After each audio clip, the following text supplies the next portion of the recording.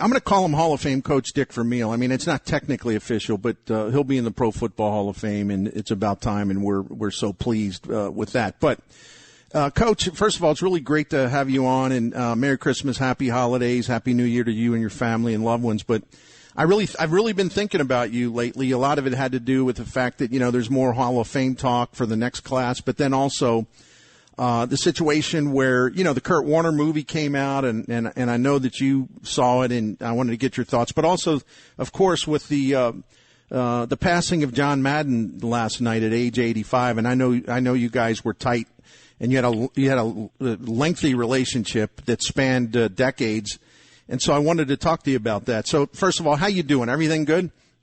Yeah, I'm good. How about yourself, Rennie? Doing well, hanging in there. You know how it is, crazy times with the pandemic and all that. So we're all doing the best we can. Tell us about John Madden. Who was the John Madden that you knew? I mean, he was such an enormous celebrity, but there was that other side to him, the football guy, the friend, the broadcaster. I mean, he had so many different layers to who he was. Who was John Madden to you? Well, I'm fortunate enough to have met John before he was the John Madden. Okay, I was either a high school or junior college coach that year, and I met John about 1961 or 2 at the Fresno Football Clinic, and he was coaching at Antelope Junior College. Okay, and then from there he went to San Diego State, and I met him there, and because I used to spend time with Coryell and Rod Dowhauer and all those guys, and and then all of a sudden, I'm coaching the Eagles, and he calls me when I take the job and says, we're going to be at the owners meetings, Dick, and I've been coaching this league a while now. Let's spend some time together. So we spent basically 80% of the time at the owners meeting, my first one in 1976, talking about setting up training camps and practices and all that, passing on his advice to me, and then turn around, lo and behold, he's out of coaching. I'm out of coaching. I get an opportunity to go to CBS, so they assigned John Madden to coach me. So I actually did 2 preseason games with John Madden in a booth next to his. His game was live, mine was not, and then I traveled on the bus with him. He helped me get started in the broadcasting. He couldn't help himself from being a coach. That's all there was to it. And to me, having known him before all his fame, and everything he did, he never changed. He's the same guy, and that's what I always really respected about him. He made enough money, enough fame and everything to be whatever he wanted to be, and he chose to be what he really was, just a fine human being, and humble and appreciated friendships and loved talking football. And I want to ask you what kind of coach he was. And by the way, I think from a layman's perspective, I know what kind of coach he was because I was old enough to watch those teams. In fact, I joked with him one time, that famous playoff game where the Raiders went at it with the Colts in Baltimore. It went double overtime on Christmas Eve, and it was just a classic. It ended with Ghost to the post with Casper with the touchdown. And I told John one time, I said, I was a 17-year-old kid sitting there on Christmas Eve in the stadium with my dad watching that game.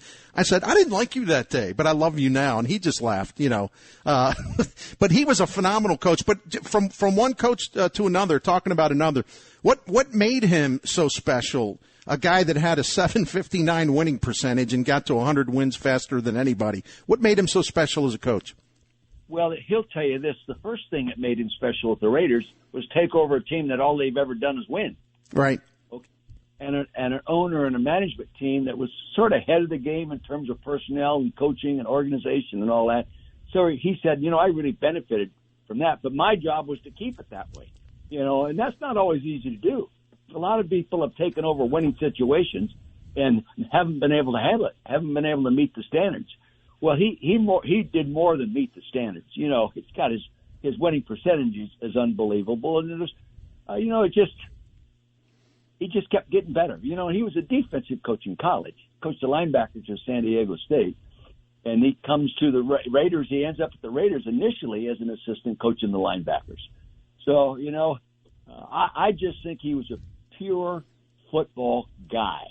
When his eyes opened up, he saw a formation, either how to attack it or how to attack the defense every time he opened his eyes. That was just him. and he never turned it off. And, he got a little burnout, so quote Dick Vermeil, and went into broadcasting. I don't think he ever anticipated becoming what he became, but he did. He couldn't help himself. So, I know him. The last time I saw him, we were at the Hall of Fame 2 years ago. It was maybe Will Shields when Will went in, he saw me coming out of a building. He had a driver driving him around. He said, "Hop in." So I just went around with him for part of the evening, and I didn't have to fight traffic or anything else because I was with John Madden. You were with the man. I think you. I know I'm talking long and fast, but no, it's good. There's so much you can say about John Madden. Well, I wanted to go back to something you said because you were talking about how he never changed through all the celebrity and all the the notoriety and the money that came his way because of the opportunities. And I wanted to ask you about that. Why do you think that we've seen it, Coach, so many times in all walks of life? Some success will go to someone's head. They lose track of their inner self and what made them get there, and they do change. And it's always unfortunate. What is it about John Madden, through all the fame and fortune and this elevated status in the culture, that where everyone related to him? I mean, everyone thought like they knew him. He was your next door neighbor. He was the guy, manning the grill, and you could hear him laughing. I mean, he was the guy you wanted sitting next to you watching a game. And what was it about him where celebrity didn't change him, or the view of him never changed, because people still connected with him at a really personal level, rather than viewing him as some celebrity? That's really well expressed. But, I really think, like I said earlier, he couldn't help but being himself. But I think that takes a degree of real mental toughness to not allow things that start falling in your lap, and the accolades and all these awards and Hall of Fames and all that stuff, to really make you think you're something you never have been before, because now you're getting all these awards. I think his foundation from South San Francisco High School, John Robinson and he were buddies all the way back in high school. And I think it takes mental toughness and discipline just to recognize people are being nice, writers are being nice, award winners are being nice, but I'm still John Madden. That's who I am. And that kind of guy, I think sometimes in today's world is rare. It's so easy to get carried away with your own image, but I think it takes mental discipline. It really does. Yeah. No doubt about it. Now you got grandkids, and they were there at the Super Bowl when you led the St. Louis Rams, and I'm guessing they played Madden football, right? I would. Oh yeah, you bet. You definitely played Madden football. And this. That's he's spanned so many different decades with 3 different professions. I think a lot of the little kids today know him because of the Madden football game, rather than as a broadcaster. Then there's a whole group that really know him as a broadcaster. Then there's a whole group that know him as a football coach. And he's really Hall of Fame in all of them. And that's a very unique human being. I just hope very much, Bernie, that everybody that's saying wonderful things about him now said it to him before he passed away. I'm a big believer in telling somebody how much you appreciate him, respect him, and how grateful you are to know him before he passes away. Because I've listened to the radio all day, and I've said that to myself. God, I hope that same guy said that to him when he was alive, so he really knows it. Well, he's, it's an old saying, but I've personally never met anyone who disliked John Madden. I mean, he just he connected. Yeah, he connected. He automatically created a feeling of trust. When he came to do one of my games, I would give him the first 12 plays of the game. I'd give it to him. And one time he asked me. We came in. We were going to do the Minnesota game. He came in and I said, John, I'm going to do you a favor. I'm going to take you into Frank Gans's meeting this morning and sit there. And he did. He said, God, that's great. I'll come. So he sat in Frank Gans's special teams meetings with a lot of our kids when they weren't involved would go into meetings anyway. And he came out of that meeting and he says, Coach, he says, that's the finest football meeting room I have ever been in. Can I come back if you win? Can I come back and put cameras in there and film that and put it on TV. I said, no way. French fans would not like it, and I wouldn't allow it. But he was so impressed because it had nothing to do with the game. It just how much respect he had for the game and the people that coached it, you know. No doubt about it. Well, Coach, I wanted to shift gears and talk about another person who, to this day, remains firmly grounded despite his success. And I'm talking about Kurt Warner, your quarterback. And I haven't seen the film yet, but I've said on the radio this week, I said I'm going to go see it at some point. But what the film's done for me, even without seeing it, is just taking me back in time and living through that, writing about it, talking about it. It's like I kind of like don't need the movie because I went through it in real time, and it's still one of the greatest stories that will ever be told. But you did see the movie, and first of all, I got to ask you, how did a lot of people that I've read reviews, a lot of people are saying that Dennis Quaid did a heck of a job playing Dick Vermeil. What do you think? Well, that's a hard question to ask because you never look at yourself in the mirror 24 hours a day, you know. But right. I think he did I know that he worked at it. I do know that. And I do know that in the movie they used two almost word-for-word conversations I had with Kurt. You know, and I hosted a group in California. I hosted a group in Philadelphia a couple weeks ago. I hosted 300 people at the Hall of Fame in Canton, Ohio, in one of the theaters there a week and a half ago, representing the marketing teams that were promoting the movie. I enjoyed it all three times, okay? You know, and there's things that are a little bit movie, okay? You know, they leave out altogether his first years with us, you know, when he was our third quarterback. He comes right from arena ball to replacing Trent Green, which we know that didn't happen, but that's how it was portrayed in the movie, and it really didn't hurt the quality of the movie at all. Because, you know, I know it was different, and it was, you know, all these different kinds of things. But the story is extremely well told, and it's a hell of a lot more than a football story. You know, and I think a lot of people, everybody that has gone to see it that are personal with me, that saw it this weekend, have called me or emailed me or texted me and said they really enjoyed it. They really enjoyed it. There's a lot of life stories in there for all age groups.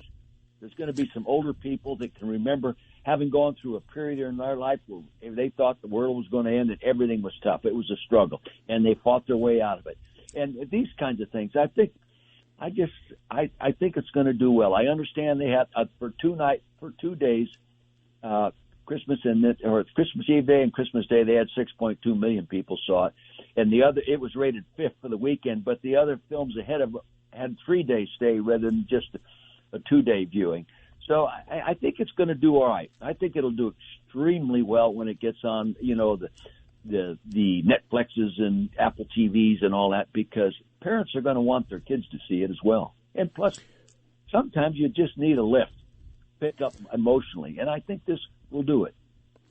Every time, if there are times when I've felt down about this or that, I just watch that NFL films, about the '99 Rams.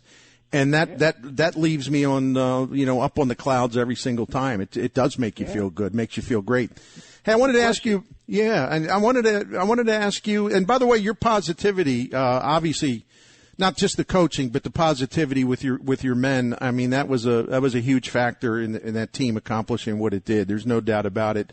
Even those of us, even as you know, even those of us who at first didn't understand maybe why you were doing this or doing that, and we were, even just saying, I don't know about this, right?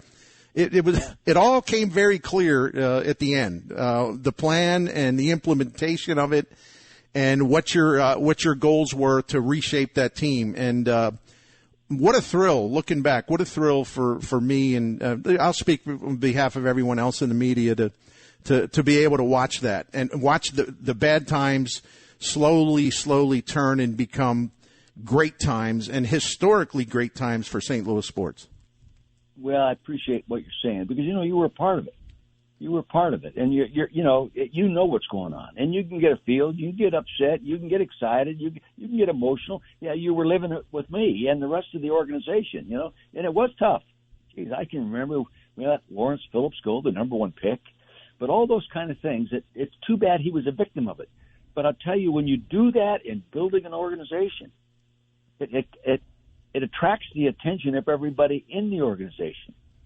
That there's going to be standards in this organization, and everybody's going to have to meet them, including first-round picks.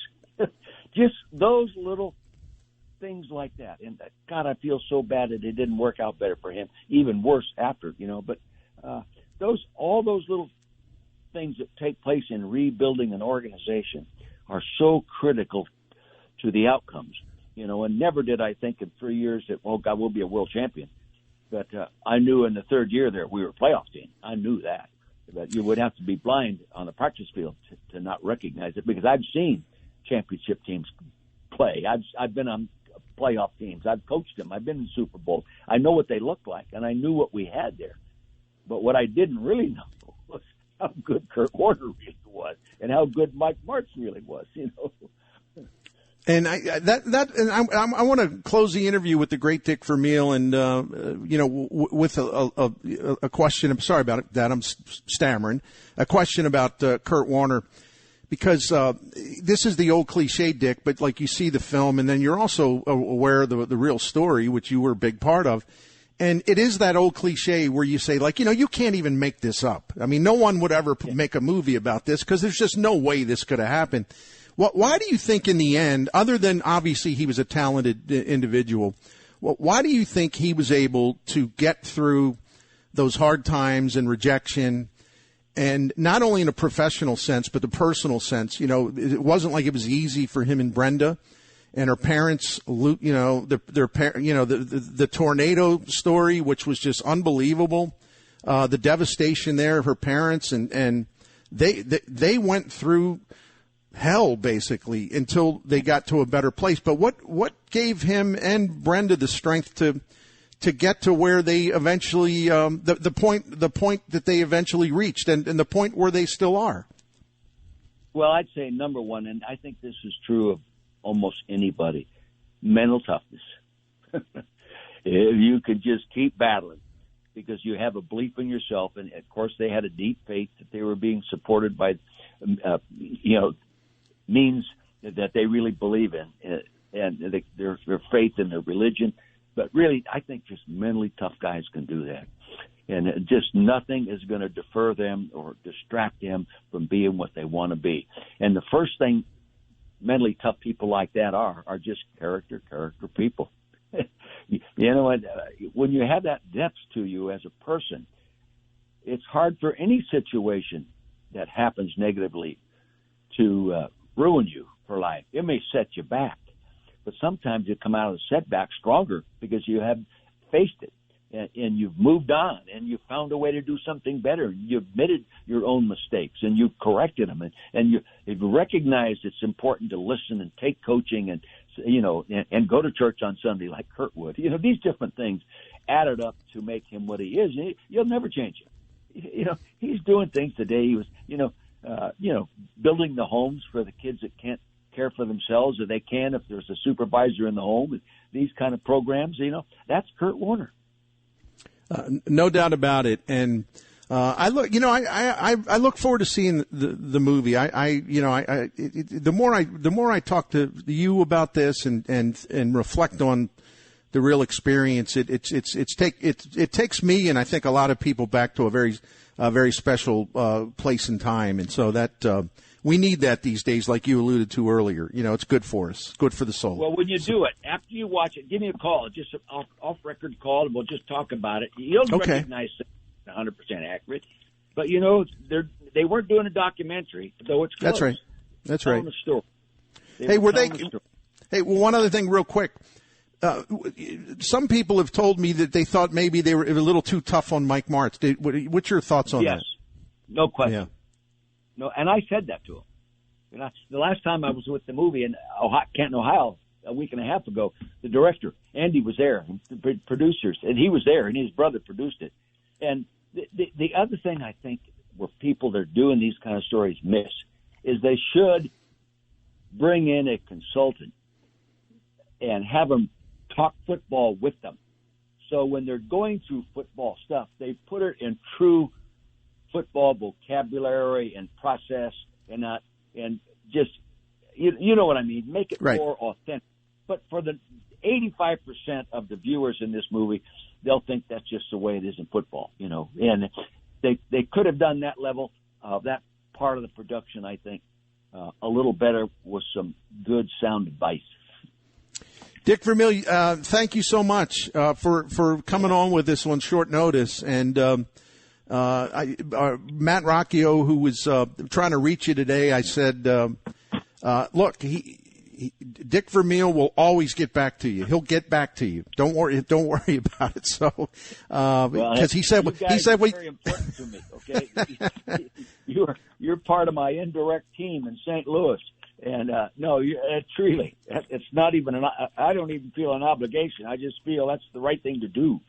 Well, I don't know what to say to you other than much love to you and Carol, and thank you for your kindness. All right, we'll talk soon. Hey, Happy New Year, buddy. Take care. Same to you, my friend. That's the great Dick Vermeil here on 590 The Fan KFNS. Why did I hesitate there? Why did I sigh? Why did I say 590 The Fan KFNS? Because you know what? I was basically about to start crying, and you can all laugh at me. I don't care about that. I'm talking to Dick Vermeil. I can cry if I want to. He cries if he wants to. That's one of the things I love about him. Yes, you can. So, man, what a great conversation. And by the way, I had nothing to do with it. Just Dick Vermeil. Just, gosh. I don't know how many. I don't know how many better people I've met than him. It would be an incredibly short list. I shouldn't say better than him. That's not what I meant, but as good as a good a person as he is what I'm trying to say. It'd be a very, very short list, So he's wonderful. We should talk about that. Maybe take a quick break. Although we've got Greg Rosenthal coming up at 4:05. So Jim, should we break now or just maybe talk a little bit? We can keep it here for about 5 minutes, actually. Okay, that's what I just wanted to ask you, and I'm glad we did that. Well, listen, I'll shut up about this, but just some of the things he said there. Man, I love that interview. I just love that conversation. Some of the things he said there, what jumped out at you? What was meaningful to you? I'm going to tell you something. At the very end, when he was saying goodbye, the fact that he said, you know what, I will never say no to St. Louis. I'll never say no to you guys. I mean, that's super strong. I mean, he doesn't have to even think twice about, revisiting what happened here if he doesn't have the time. But for him to make that statement is so super strong. There was obviously other things we talked about there, but him at the end, you could just hear the genuineness in his voice. And at the time he was the coach here, Bertie, you just said, we watched him cry. And we kind of went, oh, come on, he's soft. No, he's not soft. He's a genuine person. And he's not soft. He was, because he was so hard-nosed, as we found out, in the first few years, where players like, hey, man, you got to let up on us a little bit here. But the genuineness of him just comes through time and time again. Yeah, he is special, and I'm so thrilled that he's going to be going into the Hall of Fame, because if you look at his record, just the numbers on the laptop screen, you say, well, okay. I mean, I know he won the Super Bowl, and he sort of pulled the Eagles out of the rubble and turned them into something after a long period of futility. But it's like, the overall record, it's not like it's an incredible record, and it's like, I don't know if that's Hall of Fame stuff. Believe me, it was Hall of Fame. It's just people have to. You have to understand what went into each job that he took, the 3 jobs that he had, and his role in turning that around. And he's the Philadelphia Eagles were an embarrassment, and he pulled them out of it. He pulled them up. He pulled the Rams up. I'm going to use a phrase that I overuse at times, but because I said it about Kurt Warner in terms of his quarterbacking with not only the Rams but the Arizona Cardinals. It's like he raised 2 Titanics. So did Dick Vermeil. He didn't raise 1 Titanic, he raised 2, and I'm talking about the Eagles back in the day, and then the St. Louis Rams. And even his work in Kansas City, things had kind of leveled off there. I mean, it wasn't disgraceful; they weren't at rock bottom, but it had definitely leveled off. And he pulled that program up too. He was a phenomenal coach. And to be able to do it after you've been away for 14 years, to come back, learn from your early mistakes, like you mentioned, he did work the players too hard. He was just used to the early 1980s style, as simple as that. And he had to adjust, and he did. And they win the Super Bowl in year 3. It's that's just remarkable stuff. It really is. And we should never forget it about how the magnitude of that accomplishment. And we should never let, and I say this a lot, Jim, we should never let that team fade in our memories and our hearts, and even in the real way where we honor them, we bring them back to town, whatever it may be. We should never hold them in any kind of lower regard just because of the person that they worked for and the person that moved the team. The players, the last time I looked, if I remember correctly, the members of the Greatest Show on Turf, I don't believe they moved the Rams. I don't think they had anything to do with that. So we should never lapse in our appreciation and love for that team, because no one can ever take those memories away. No one can ever take that 99 season away. That's in St. Louis. It belongs in St. Louis. It lives eternally because, as I said, it will live in our hearts. It will live in our souls. And it is something that maybe it was. It actually turned out to be a once-in-a-lifetime thing. You never should say, I don't care about that anymore. Yeah, they moved. No, they didn't move. Those players had the season and the year and the time of their lives in St. Louis, and they all love this town, and don't get mad at Isaac Bruce because he goes to L.A. Rams games. That's the franchise that drafted him, People are just, and I think it's a small percentage, but people can be so unreasonable about this stuff. Just make sure you direct your hate to the right people is all I'm trying to say, right? So that's all I got to say about that. I'll shut up. No, and one more thought about the interview. I did not realize that Dick Vermeil got his start through some help from John Madden as a broadcaster. I didn't know it either. And that fascinates me because most people will never remember Dick Vermeil as the broadcaster, but I thought he was as good as anyone because he was working the college game, and I think it was he and Brent Musburger were a pair at the time, right before he got back. They absolutely were. And they were as good as anyone. Now, you still had Keith Jackson, but they were right there behind anybody that would work with Keith Jackson. I thought he was so good as an analyst for college football before he came back and coached the Rams that he'll never get the credit for that, but I didn't realize that John Madden said, hey, come along with me. I'll show you the ropes. And another connection to that story, the thread of John Madden in broadcasting, the first guy that he worked with unofficially, someone that NBC said, hey, look, you got to get him ready. You got to coach him. So we want you to do a couple of games where you're in the booth and you're doing the game, although you're not on the air. And it was Bob Costas. And it was the Los Angeles Coliseum. Costas was 27 years old. Madden had just retired. And they gave Bob Costas the assignment of getting ready. And he said, he told the story. He said, Madden was a nervous wreck. He didn't feel like he knew what he was doing. He's very uncomfortable. He said, we were in this little booth in the Coliseum next to the actual broadcast booth. And he said it was so small. It was, and he says, and John's claustrophobic, so it was really uncomfortable. And he said, it was so small. And he says, and I'm so small compared to him. He said, he needed to just pick me up and put me on his lap. And then it would have been more comfortable for everybody. So, isn't it amazing how all these connections are there that you find out about, you now know about that you never, you just never heard the stories. Yeah. So true. It's great stuff. So who would have thought, right? Bob Costas at age 27 coaching up John Madden, I think Madden did okay, 16 Emmys. He did all right.